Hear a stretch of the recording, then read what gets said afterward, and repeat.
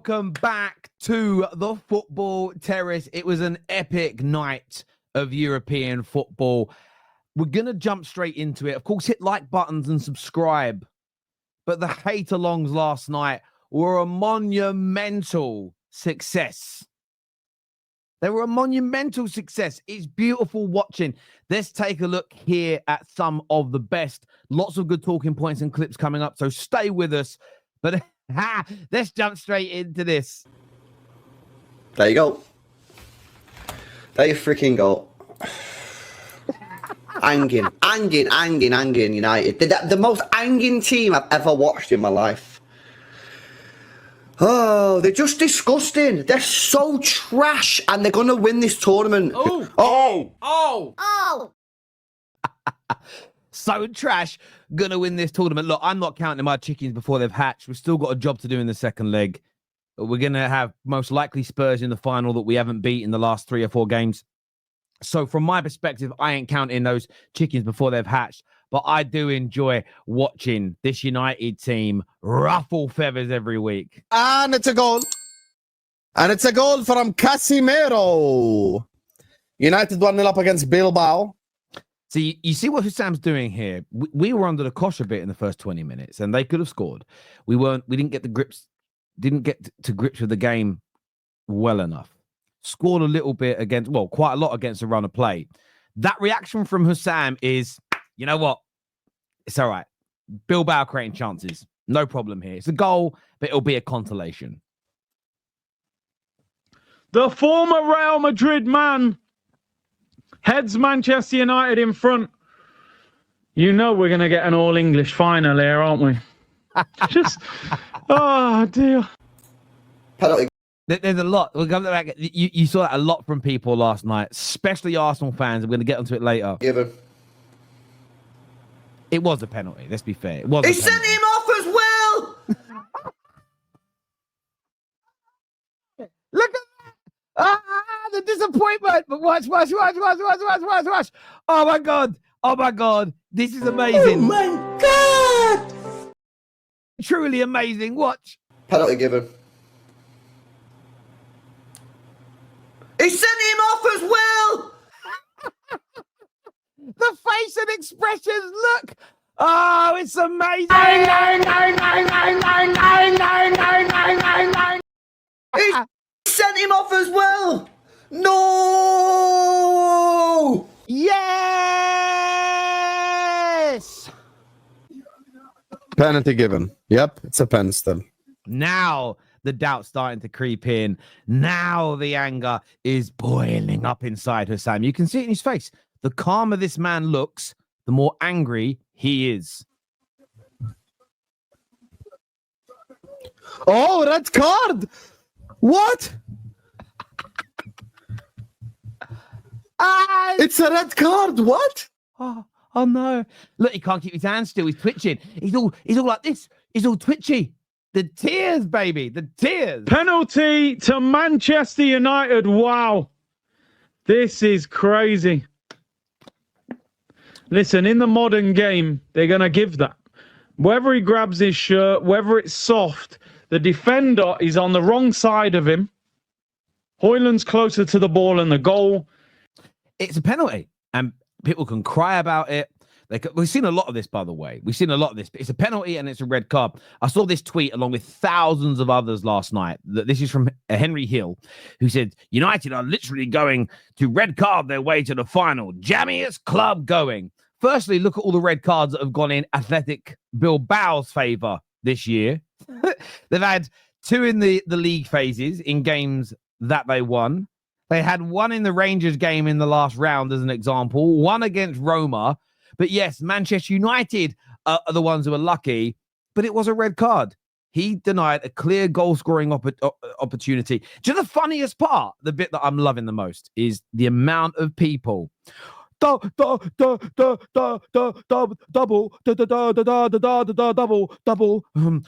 jeopardy.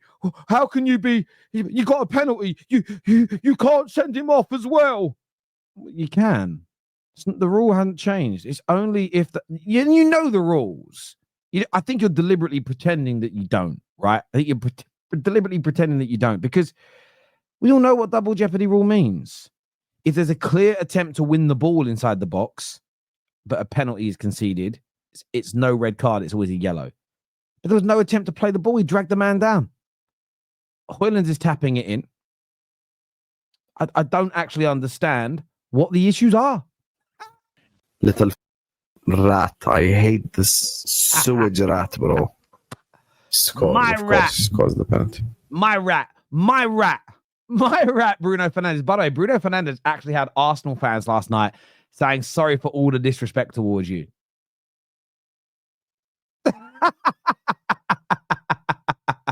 Arsenal fans last night actually stating, yeah, do you know what? Fair play, Bruno. Highest goal scorer and assister in the history of the UEFA Cup and the Europa League. I think he's now the joint highest goal scorer in this season's Europa League. 2 big goals in a semi-final away from home. Listen, I actually want him to still get the hate from people like Hassan, but this man, Bruno Fernandes, is just amazing.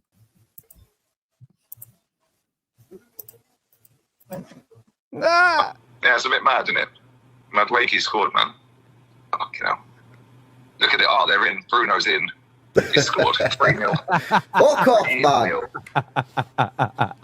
You see, LB laughed there where it's like, nah, I can't believe it. Because the game was over at that point. Big up Lee Gunner as well. I obviously called him when I was on the, obviously, onto his LB's watch along, like taking it out. Lee was calling him. But the frustration from both of them was amazing. And it's beautiful. This is shit, man. Of course it's shit for you. This is brilliant for us. We love it. We love it. Inject. They're the luckiest team I've ever seen, mate.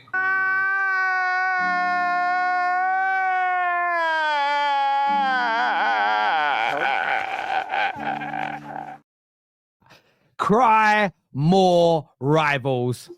Bruno, 3-0. Why am I here? I'm gonna end the watch along. What?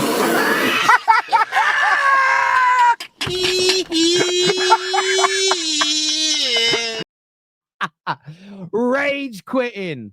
My team in our worst season ever, who haven't even won anything yet, are making these Liverpool boys rage quit their streams.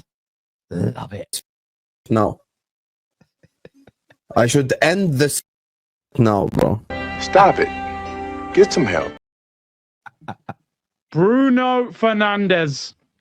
Game, set, and match. I might lock this off. I'm genuinely being serious. I might lock this off and just enjoy my evening. Yeah, enjoy your evening. We enjoyed our evening.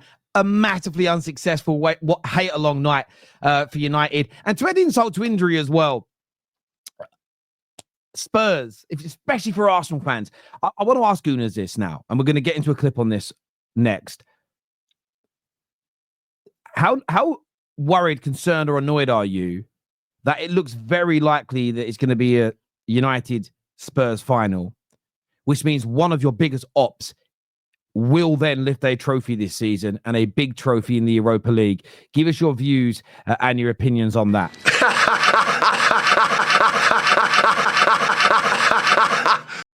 O'Hara, the loudest voice in the radio, has already got Arsenal on his mind and made this claim last night.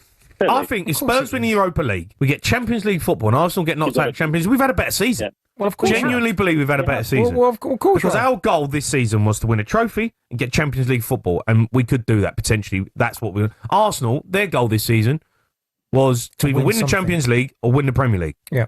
And it looks like we're not going to do either. So I think, for me, I think we'd have a better season. What's he like? By the way, in case you don't know, He's right. It's a difficult one. If my main goal this month is to find a job because I've been unemployed for a year, and I get a job stacking shelves at Tesco's, I've had a successful month. I've got a job. I'm working. I'm earning money. My next door neighbor's goal is, instead of earning 10 grand this month, it's to break records and earn 20 grand, but he falls short and only earns 18,000. Who's had a better month? I've achieved my goal. My neighbor hasn't. Who's had the better month? And listen, in terms of trophies, absolutely. It's a better year for Tottenham. It's a better year for Man United. It's a better year for Newcastle. It's a better year for the FA Cup winners, most likely City. Of course, a better year for Liverpool from a trophy sense. However, when you're looking at the goals and the targets at the beginning of a season, do you take that into account? Because I'm really loving the approach Man United are taking towards the Europa League. If we win it, we've still got to get past Bilbao. We've still got to play the final. But if we win it, it doesn't fix a club. It doesn't make up for a horrendous season. Doesn't mean that we're in, guaranteed to be in a better position next year. You celebrate it and you win it. Maybe that's where you ring fence it. But again, United are a different football club to Tottenham. So I'd love to get your opinions on this. Is this Jamie O'Hara being overly focused on Arsenal, showing that, he's got daddy problems when it comes to Arsenal again? A massive night for his club in Europe. The first thing he thinks of is Arsenal. Is that maybe a problem for Spurs? Could they get caught up in the occasion and start thinking more about their rivals than focusing on the job in hand? Just putting it out there. Or do you agree with Jamie O'Hara? I want your opinions and I want your views in the comment section below. Get that done, people.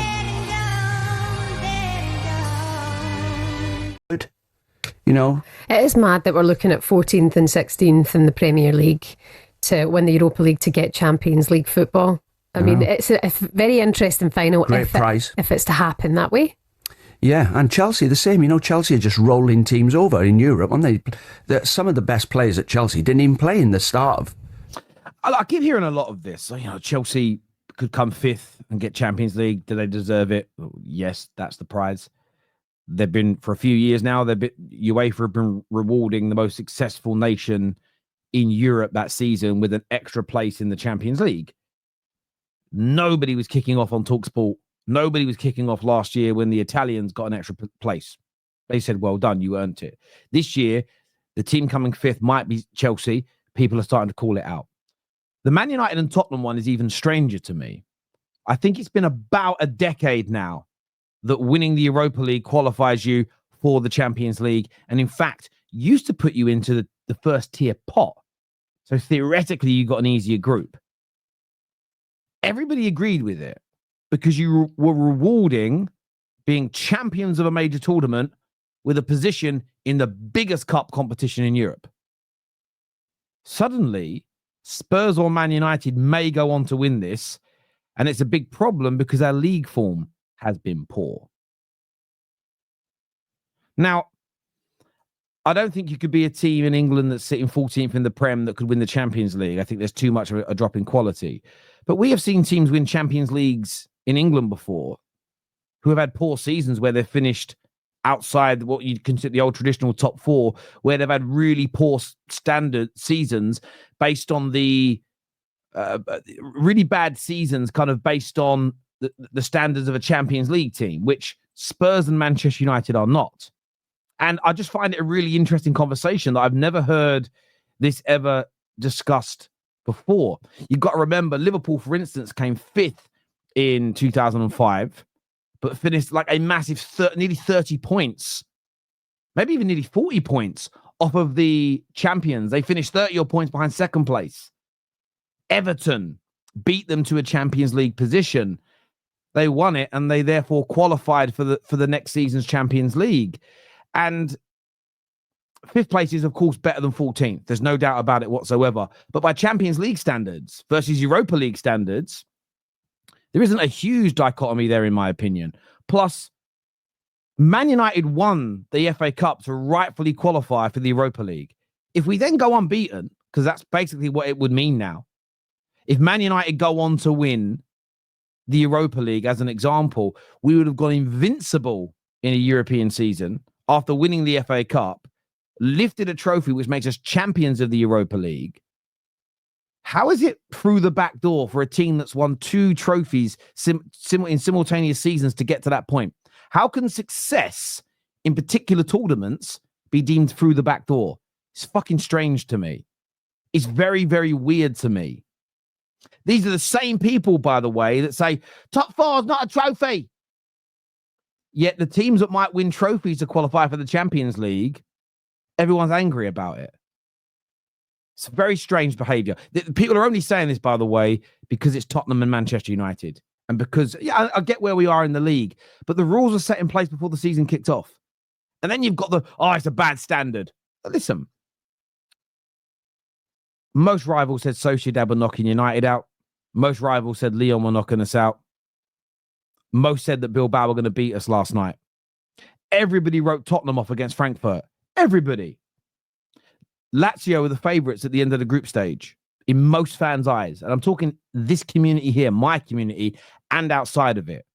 Suddenly, United or Spurs winning, it's a problem. Well, so it's a problem that we have stepped up and played well and beaten the teams that you said were more likely to win it than us and would knock us out. Come on, you're moving the damn goalpost because you're bitter.